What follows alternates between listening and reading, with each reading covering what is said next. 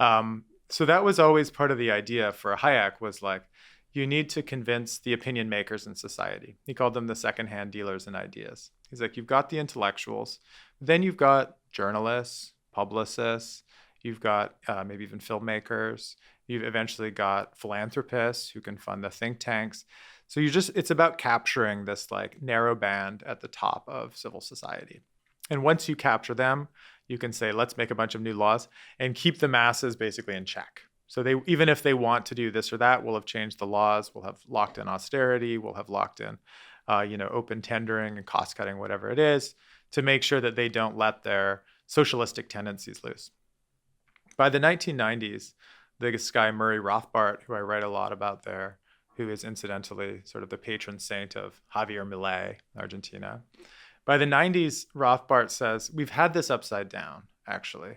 The masses aren't socialist. They haven't been for a while. Actually, the masses are on our side.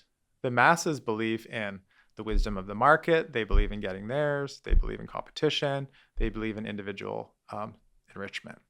The only socialists left are the ones in that small stratum. And that's where the whole cultural Marxism thing comes exactly. in. Exactly. So the PMC, the managerial elite, they're the ones who still have this socialist idea, this delusion that they're still reproducing in their seminar rooms and in their think tanks. And so what we need to do, the new neoliberal strategy, is not create laws from the top down, but use the people in what Murray Rothbard called a strategy of paleo-populism, or the revolution of white Euro males, or an outreach to the redneck strategy, to go upwards and destroy that thin stratum of the elite.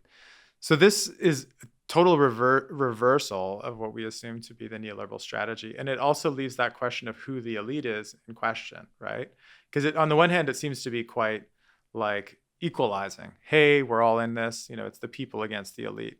But if you look at the way someone like Rothbard thinks, the people are really only kind of a tiger that you ride to get to the other side of the new order. So this was Julius Evola's, the Italian fascist, has this idea of riding the tiger, which means there's an aristocrat of the soul who is able to see what's happening and will ride the decline through the Kali Yuga, like the end times.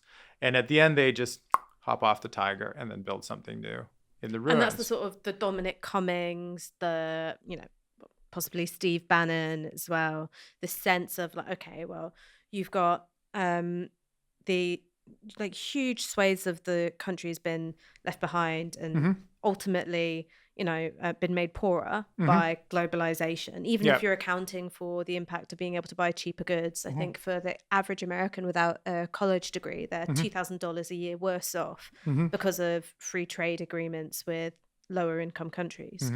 We can take this anger, which is real, and material, and has material sources, and they've got good reasons to hate the Brahmin caste of Democrats and your Clintons and whatnot. And we're gonna go, right, we're gonna ride that tiger straight at you. And, same here when it comes to Brexit. Yeah, absolutely. And then the question is, what do you do once you've smashed it up? And there, I think someone like Rothbard would probably differ from someone like Bannon. I think that Bannon, at least in his own terms, and there's a certain way that I do believe him, thinks that they can do a kind of shock reindustrialization. Like you put up these crazy tariffs and like everyone's going to be poor for a bit, but then like America will lift itself up slowly, like a sleeping giant or whatever.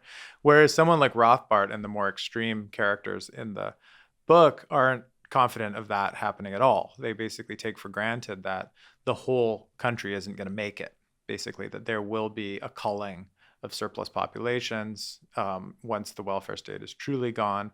And then there'll be a radical decentralization. So you'll start to rebuild from the small level up what they called contractual communities, in which you won't have a social contract imposed from outside. You'll choose your own arrangement and, opt in to what kind of a community you want. And that might be different from the one down the street. You might have leftists there and Christians here and, libertarian libertines here. So that's the vision for some of the more radical Hayek's bastards in the book. But I think they all have in common this idea of an instrumentalization of mass anger and mass mobilization instead of an attempt to disempower and calm and restrain the masses, which had been very much the theme until the 1990s.